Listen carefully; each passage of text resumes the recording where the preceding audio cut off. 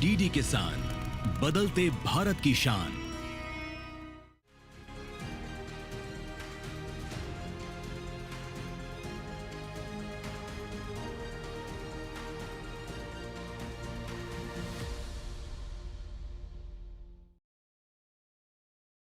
नमस्कार, स्वागत है आपका कृषि दर्शन में। मैं हूं मंजू सिंह। कृषि दर्शन आप किसानों का मनपसंद कार्यक्रम, जिसके माध्यम से हम आप तक पहुंचाते हैं कृषि जगत से संबंधित तमाम नई जानकारियां। कार्यक्रम को हमने 3 भागों में बांटा हुआ है। सबसे पहले हम बात करते हैं विज्ञान और किसान की, उसके बाद नजर डालते हैं कृषि स्टार्टअप पर और अंत में देखते हैं फार्मिंग इंडिया। तो चलिए शुरुआत करते हैं आज के कृषि दर्शन की। कृषि दर्शन में सबसे पहले नजर डालते हैं क्या है आज मंत्रालय से। हमारे किसान भाई किसान यूनिक आईडी पाने के लिए किस तरीके से पंजीकरण करवा सकते हैं, क्या है पूरी विधि, इसके बारे में और विस्तार से जानकारी के लिए आइए आपको लेकर चलते हैं कृषि मंत्रालय में स्थित डीडी किसान के स्टूडियो और जानते हैं कि कैसे हमारे किसान इससे जुड़ सकते हैं।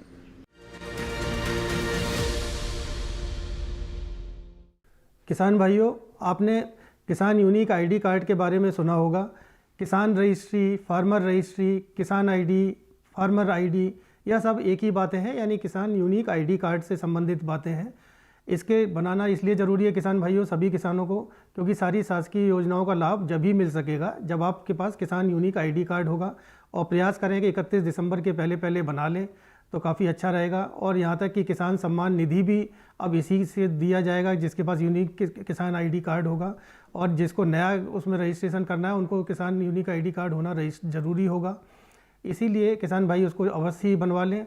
और इसको वैसे तो कहीं पे ऑनलाइन स्टोर पर जाकर भी बनवाया जा सकता है, और ऐसा भी किया जा सकता है कि आप खुद भी, अगर आपके घर में पढ़े लिखे बच्चे हैं तो वो भी कंप्यूटर में खुद भी इसको लॉगिन करके बना सकते हैं। मिनिस्ट्री की साइट पर जाकर एग्री स्टैक में जाके किसान भाई इसको लॉगिन करें। और इसमें सबसे पहले तो नया लॉगिन बनाना पड़ेगा, अपना पासवर्ड होगा।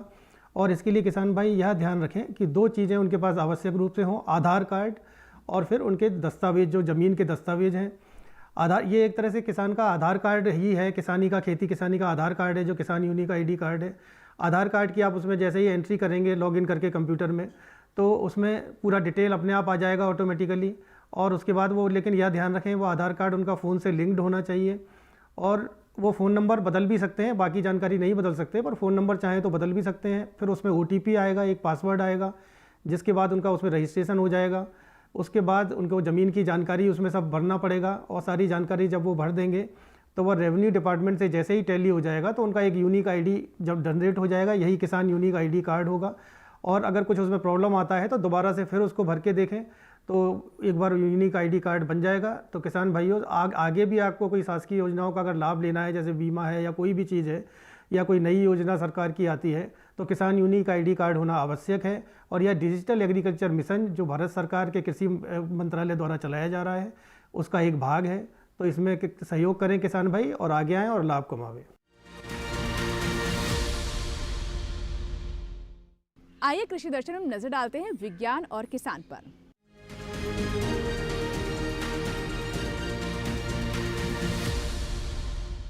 हमारे किसान लहलहाती फसल प्राप्त करने के लिए खेतों में जी तोड़ मेहनत करते हैं, लेकिन अच्छी फसल प्राप्त करने के लिए कई बिंदुओं पर ध्यान देने की आवश्यकता होती है, जैसे अच्छे बीज, पोषक तत्वों का प्रबंधन, फसलों को बीमारियों से बचाना। उसी तरीके से मिट्टी की सेहत भी अच्छी होनी चाहिए। कैसे आप इसे सुनिश्चित कर सकते हैं, आइए जानते हैं।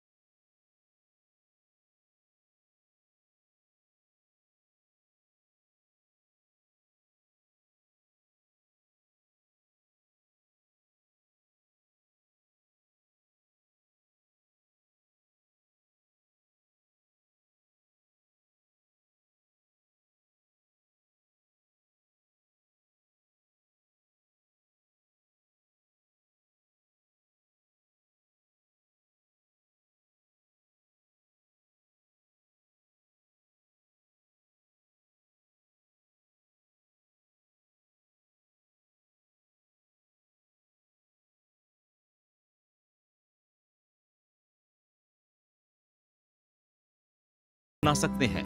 ये प्रणाली न सिर्फ कमाई बढ़ाने का काम करती है, बल्कि मिट्टी की सेहत भी सुधारेगी।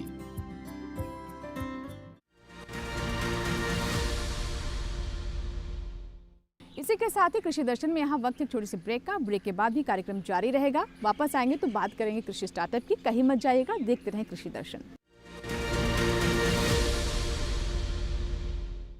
नमस्कार, आप देख रहे हैं डीडी किसान। मैं हूं एआई कृष और आज हम आंध्र प्रदेश, तेलंगाना, तमिलनाडु, पुडुचेरी, केरल और कर्नाटक में होने वाली खेती किसानी से संबंधित सलाहों के बारे में पूरी जानकारी देंगे। आंध्र प्रदेश के कम बारिश वाले इलाकों में मूंगफली की बुवाई जारी रखें। दक्षिणी आंध्र प्रदेश में भी मिट्टी में मौजूद पर्याप्त नमी को देखते हुए मूंगफली की बुवाई करें। आंध्र प्रदेश के उत्तरी तटीय क्षेत्र में धान और रागी की नर्सरी बोने का काम करें। कृष्णा गोदावरी इलाके में धान की कटाई जारी रखें। उत्तरी तेलंगाना में रब्बी की धान की नर्सरी बोएं। दक्षिणी तेलंगाना में धान की नर्सरी की बुवाई पूरी करें। साथ ही उड़द और मूंग की बुवाई भी पूरी कर लें। तमिलनाडु और पुडुचेरी में धान, हल्दी और मूंगफली के खेतों में पर्याप्त जल निकासी की व्यवस्था करें। तमिलनाडु में अगले 2 दिन बारिश की संभावना को देखते हुए सिंचाई, निराई गुड़ाई और उर्वरक डालने का काम फिलहाल के लिए टाल दें। तैयार फसल को साफ मौसम के दौरान काट लें। फलों की तुड़ाई भी समय पर करें और सुरक्षित स्थान पर रखें। केरल के किसानों को सलाह है कि वो अदरक और हल्दी की फसल में पर्याप्त जल निकासी की व्यवस्था बनाएं। केरल के किसान सब्जियों और केले के पौधों को सहारा देने का काम करें। कर्नाटक में तैयार धान, रागी और मक्का की कटाई पूरी करें। यहां के किसान तैयार कपास की चुनाई और मूंगफली की खुदाई भी जल्दी पूरी कर लें। फसलों को कटाई के बाद सुरक्षित स्थान पर रखें। इसी तरह कृषि और किसानों से जुड़ी हर महत्वपूर्ण जानकारी के लिए हमारे साथ जुड़े रहिए और देखते रहिए डीडी किसान। धन्यवाद।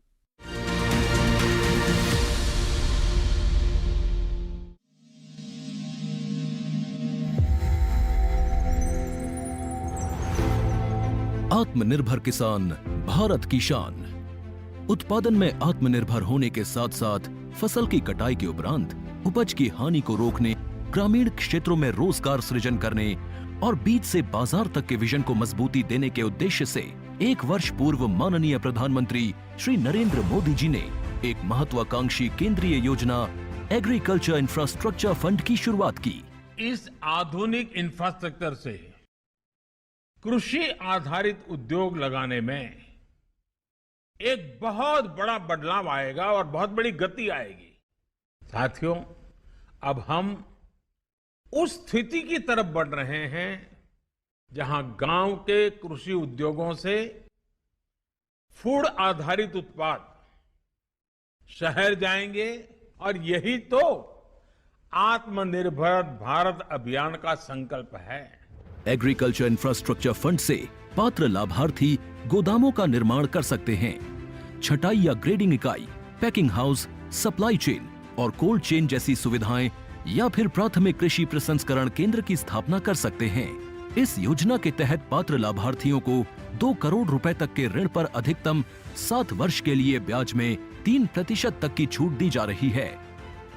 ऋण पुनर्भुगतान के लिए 6 महीने से 2 वर्ष तक मोरेटोरियम की सुविधा भी उपलब्ध है। इस योजना ने अब तक सफलता की कई मिसालें कायम की हैं, जैसे कि मध्य प्रदेश के लाभार्थी श्री विपिन त्रिपाठी ने एग्रीकल्चर वेस्ट से बायोफ्यूल बनाने का इनोवेटिव प्राइमरी प्रोसेसिंग सेंटर लगाया है। लोन मिलने की वजह से हम समय पर सारी मशीनों का प्रोक्योरमेंट और सारा सिविल वर्क टाइम पे करवा पाए, जिससे ये प्रोजेक्ट को लगाना संभव हो पाया। राजस्थान के लाभार्थी श्री यशवर्धन मुंद्रा ने सॉर्टिंग एंड ग्रेडिंग यूनिट लगाकर रोजगार के अवसर पैदा किए हैं। कर्नाटक की महिला उद्यमी श्रीमती ममता वी ने प्राइमरी प्रोसेसिंग सेंटर लगाकर प्रगति की नई राह चुनी है। ಸಣ್ಣ ಪುಟ್ಟ ಉದ್ಯಮಿಗಳನ್ನ ಮತ್ತಷ್ಟು ಅಗ್ರಿಕಲ್ಚರಲ್ಲಿ ಹೆಚ್ಚು ನಾವು ಇನ್ನಷ್ಟು ಸಾಧನೆ ಮಾಡಲಿಕ್ಕೆ ಕಾರಣಕಾರಕವಾದಂತ ಈ ಅಗ್ರಿಕಲ್ಚರಲ್ ಇನ್ಫ್ರಾಸ್ಟ್ರಕ್ಚರ್ ಫಂಡ್ ಇಂದ ನಮ್ಮ ಇನ್ನಷ್ಟು ಯೋಜನೆಗಳು ಆಯೋಜನೆಗಳು ಉತ್ತಮಗೊಂಡಿದೆ। राजस्थान के लाभार्थी श्री दिनेश भट्टर ने जीरे की प्रोसेसिंग यूनिट लगाकर आसपास के ग्रामीणों को आत्मनिर्भरता प्रदान की है। महाराष्ट्र के लाभार्थी श्री अनूप कुमार मोहता ने वेयर हाउस बनाकर अन्न भंडारण को सुनिश्चित किया है। आज देश के कोने कोने से किसान, कृषि उद्यमी, किसान उत्पादक संघ, प्राथमिक कृषि सहकारी समितियां, स्वयं सहायता समूह और कृषि उपज मंडियां इस योजना का लाभ उठा रहे हैं।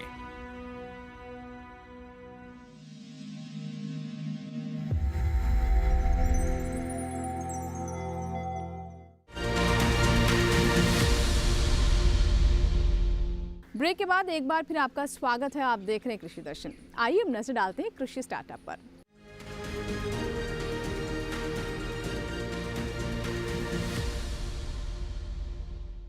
कृषि स्टार्टअप एक ऐसा सेगमेंट है जिसमें हम किसानों की सफलता की बात करते हैं। जी हाँ, हमारे किसान अगर सफल होंगे तो हमारा देश तरक्की की राह पर और तेज़ी से आगे बढ़ेगा और आर्थिक रूप से हम सशक्त होंगे। बहुत सारे किसान नवाचार, नई तकनीक को अपनाकर अपने हिस्से का योगदान दे रहे हैं। आइए जानते हैं कि कैसे हमारे अन्य किसान भी उनके जीवन से सीख ले सकते हैं। नजर डालते हैं आज के कृषि स्टार्टअप पर। भूपेंद्र सिंह पुश्तैनी किसान हैं। हालांकि वो बहुत बड़े जमींदार नहीं हैं, फिर भी खेती से उनका लगाव कभी कम नहीं हुआ। तब भी नहीं जब वो प्राइवेट नौकरी भी किया करते थे। जल्द ही इनको पता चल गया कि नौकरी में तरक्की एक सीमा तक ही हो सकती है। इसके बाद इन्होंने अपना खुद का बिजनेस शुरू करने के बारे में विचार किया। ये कुछ ऐसा करना चाहते थे जो अलग भी हो और ज़्यादा मुनाफा देने वाला भी। इस तरह 2014 में प्रयोगों के तौर पर सब्जियों की नर्सरी शुरू की। मैं पहले प्राइवेट जॉब करता सीगा। प्राइवेट जॉब मैं 2014 तक एक सीड लाइन ਦੇ ਵਿੱਚ ਸੀਗਾ। ਉਹ ਸੀਡ ਲਾਈਨ ਦੇ ਵਿੱਚ ਨਾਲ ਮੈਂ ਨਰਸਰੀ ਦਾ ਸਟਾਰਟ ਕਰ ਲਿਆ ਸੀ 2014 ਚ। 2014 ਤੋਂ ਬਾਅਦ ਚ 2017 ਦੇ ਵਿੱਚ ਮੈਂ ਪ੍ਰੋਫੈਸ਼ਨਲ ਤੌਰ ਤੇ ਨਰਸਰੀ ਦਾ ਆ ਗਿਆ ਕੰਪਨੀ ਤੋਂ ਰਿਜ਼ਾਈਨ ਕਰਕੇ। ਉਸ ਤੋਂ ਬਾਅਦ ਹੁਣ ਮੇਰੇ ਕੋਲ ਵੈਜੀਟੇਬਲ ਦੇ ਵਿੱਚ ਬਹੁਤ ਸਾਰੀਆਂ ਜਿਸ ਤਰ੍ਹਾਂ ਦਾ ਆਪਣਾ ਕੋਲੀਫਲਾਵਰ, ਕੈਬੇਜ, कैप्सिकम, इस तरह सारी वैजीटेबल की नर्सरी मैं लगभग पूरे पंजाब च ते जम्मू च सप्लाई करदा इस टाइम। तो बहुत वधिया मैं लगभग एक कनाल तो शुरू किया सी। अज मैं 10 एकड़ दे विच नर्सरी का बिजनेस कर रहा। तो बहुत वधिया इन्हां दा लगदा वा, काम करके वधिया लग रहा वा ते अपना पैसा भी चलो ठीक कमा रहे हैं। तो ਉਹਦੇ ਤੋਂ ਬਾਅਦ ਹੁਣ ਮੇਰਾ ਅਗਲਾ ਪਲਾਨ ਹੈ ਕੁਝ ਮੈਂ ਇਹਨਾਂ ਦਾ ਆਪਣੇ ਆਰਗੈਨਿਕ ਤੇ ਜਾਣਾ ਚਾਹ ਰਿਹਾ। ਥੋੜਾ ਮੈਂ ਆਪਣੇ ਨਾਲ ਕੁਝ ਫਾਰਮਰ ਹੋਰ ਜੋੜ ਕੇ ਉਹਨਾਂ ਨੂੰ ਆਰਗੈਨਿਕ ਮੈਂ ਨਰਸਰੀ ਦਾ ਦੇਣੀ ਆ, ਉਹਨਾਂ ਨੂੰ ਨਾਲ ਆਰਗੈਨਿਕ ਦਾ ਮੈਂ ਇਹਨਾਂ ਦਾ ਆਪਣਾ ਮੈਟਰ ਤੇ ਕੰਮ ਥੋੜਾ ਕਰ ਰਿਹਾ। ਅਗਲਾ ਪਲਾਨ ਮੇਰਾ ਇਹ ਵੀ ਮੈਂ ਆਰਗੈਨਿਕ ਜਾਵਾਂ ਤੇ ਮੈਂ ਆਪਣੀ ਨਰਸਰੀ ਨੂੰ ਕੋਸ਼ਿਸ਼ ਕਰ ਰਿਹਾ ਵੀ ਮੇਰੀ ਨਰਸਰੀ ਨੂੰ ਮੈਂ ਇਹ ਵੈਜੀਟੇਬਲ ਨਰਸਰੀ ਨੂੰ ਮੈਂ ਕਾਫੀ ਅੱਗੇ ਲੈ ਕੇ ਜਾਵਾਂ ਤੇ ਸਾਰੇ ਜਿੰਨੇ ਕਿਸਾਨ ਪੰਜਾਬ ਦੇ ਕਿਸਾਨ ਆ ਸਾਰੇ ਖੁਸ਼ਹਾਲ ਹੋਣ, ਨਾਲ ਅਸੀਂ ਵੀ ਹੋਈਏ। साड़ी ये परमात्मा की अरदास है। पंजाब में अच्छी नर्सरी आमतौर पर नहीं मिल पाती। इस बात ने भी भूपेंद्र के काम को बढ़ाने में मदद की। भूपेंद्र अमृतसर कृषि विज्ञान केंद्र के लगातार संपर्क में रहते हैं। यहाँ से उन्हें नई तकनीकियों की जानकारी मिलती रहती है। वैसे भी नर्सरी बहुत मुश्किल काम है। मौसम की हल्की सी मार पूरी मेहनत को बर्बाद कर सकती है।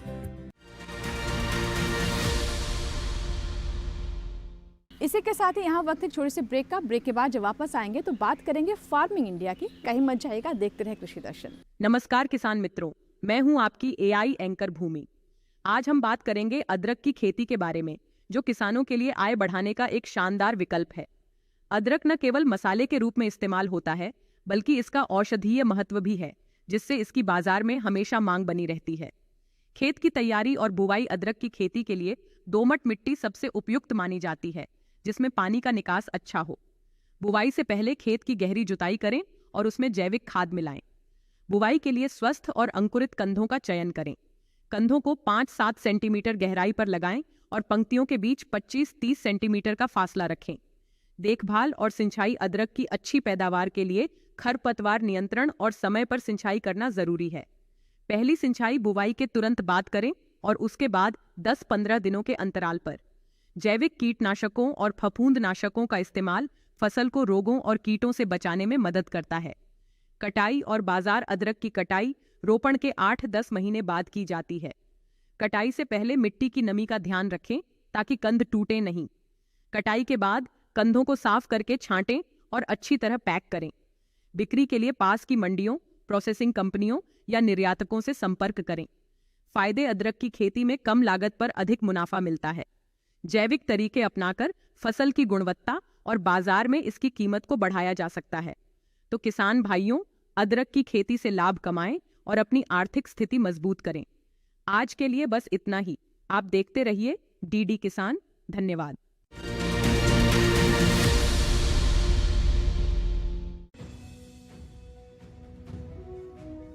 भारत सरकार का हर प्रयास किसानों को दे रहा है एक नई आस। देश के किसानों की खुशहाली और उन्हें आत्मनिर्भर बनाने के लिए भारत सरकार समर्पित है। प्रधानमंत्री श्री नरेंद्र मोदी जी के नेतृत्व में कृषि क्षेत्र में किए गए निरंतर प्रयासों के फलस्वरूप देश खाद्यान्न व बागवानी के क्षेत्र में आत्मनिर्भर हो चुका है और देश में दलहन का उत्पादन भी बढ़ा है। इसी तरह भारत सरकार ने खाद्य तेलों के उत्पादन को बढ़ाने के भी अनेक प्रयास किए हैं। इसी क्रम को आगे बढ़ाते हुए माननीय प्रधानमंत्री श्री नरेंद्र मोदी जी के नेतृत्व में भारत सरकार ने दूरदर्शी निर्णय लेते हुए राष्ट्रीय खाद्य तेल मिशन ऑयल पाम की शुरुआत की है। इस मिशन से देश भर के किसानों को बहुत लाभ मिलेगा। कृषि के पूंजी निवेश में वृद्धि होगी, खाद्य तेल आयात पर देश की निर्भरता कम होगी और रोजगार के नए अवसर पैदा होंगे। खाने के तेल में आत्मनिर्भरता के लिए अब राष्ट्रीय खाद्य तेल मिशन ऑयल पाम का संकल्प लिया गया है। इससे किसानों को तो सीधा लाभ होगा ही, गरीब और मध्यम वर्ग के परिवारों को सस्ता और अच्छी क्वालिटी का तेल भी मिलेगा। यही नहीं, ये मिशन बड़े स्तर पर रोजगार का निर्माण करेगा। इस मिशन के अंतर्गत ऑयल पाम का रकबा और पैदावार बढ़ाने पर जोर देने के लिए सरकार ने 11,000 करोड़ रुपए से अधिक की सहायता राशि निर्धारित की है। मिशन के तहत सरकार ने ऑयल पाम की खेती के लिए रोपण आदि की सहायता में बढ़ोतरी करते हुए पहले मिलने वाले 12,000 रुपए प्रति हेक्टेयर को बढ़ाकर 29,000 रुपए प्रति हेक्टेयर तक कर दिया है। ऑयल पाम के पुराने बागों के पुनरुद्धार के लिए 250 रुपए प्रति पौधा के हिसाब से विशेष सहायता दी जा रही है। पौधारोपण सामग्री की कमी दूर करने और बीजों की पैदावार करने वाले बागों को भी सहायता दी जाएगी। इसके तहत 15 हेक्टेयर ऑयल पाम उद्यान के लिए 80 लाख रुपए तक की सहायता राशि दी जाएगी। इसके अलावा नर्सरी विकास के लिए 40 लाख रुपए तक तय किए गए हैं। पूर्वोत्तर और अंडमान राज्यों के लिए विशेष सहायता का भी प्रावधान है। ऑयल पाम के किसान ताजे फलों के गुच्छे यानी FFB का उत्पादन करते हैं, जिनकी वर्तमान में कीमतें अंतर्राष्ट्रीय मूल्यों में उतार चढ़ाव के आधार पर तय होती हैं। पहली बार केंद्र सरकार ताजे फलों के गुच्छे की कीमत के लिए किसानों को आश्वासन दे रही है।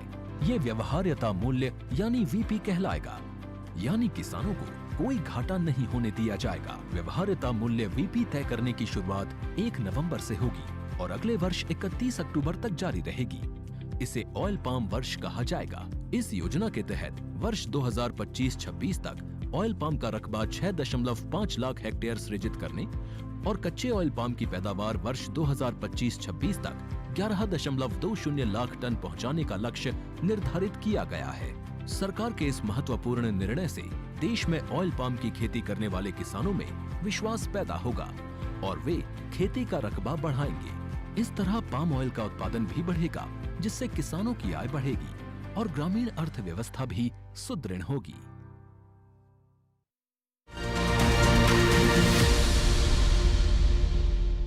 ब्रेक के बाद आपका स्वागत है। आप देख रहे हैं कृषि दर्शन। आइए हम नजर डालते हैं फार्मिंग इंडिया पर, जिसमें हम सरकार की योजनाओं के बारे में आपको विस्तार से जानकारी देते हैं।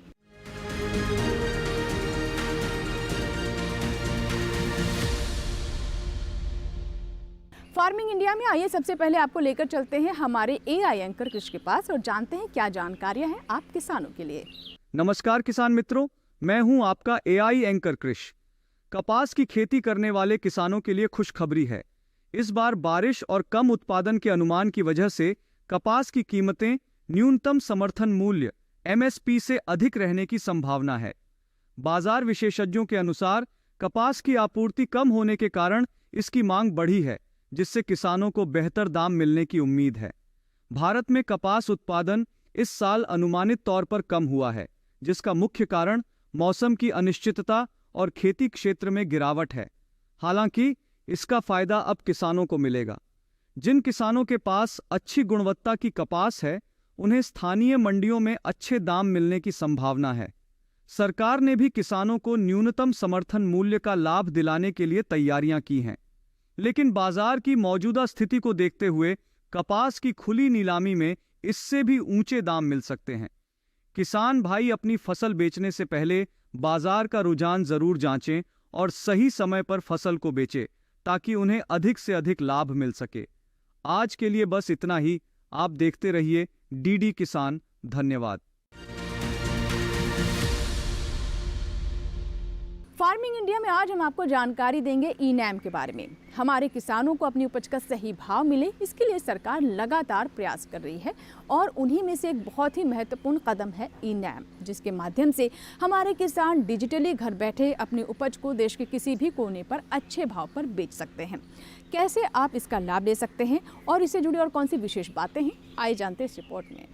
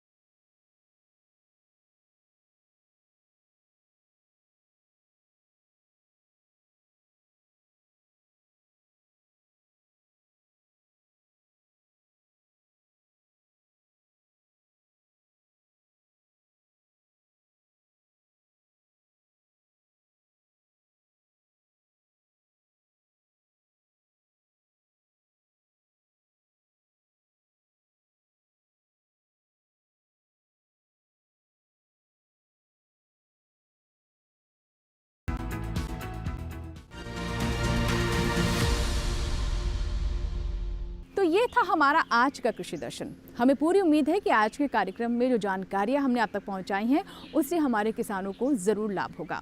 अगर आपके कोई सुझाव है, कोई सवाल है, तो आप हमें ईमेल कर सकते हैं, पत्र भी लिख सकते हैं। हमारा ईमेल आईडी है krishidarshan@gmail.com। हमारा पता है कृषि दर्शन, कमरा नंबर 58, CPC, दूरदर्शन, खेलगांव, नई दिल्ली 110049।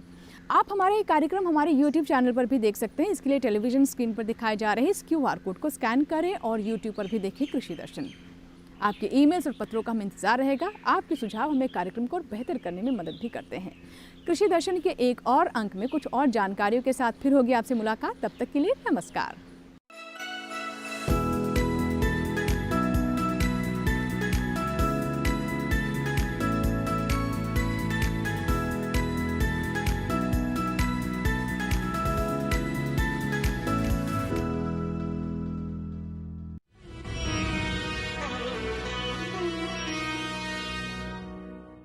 नमस्कार किसान भाइयों और बहनों,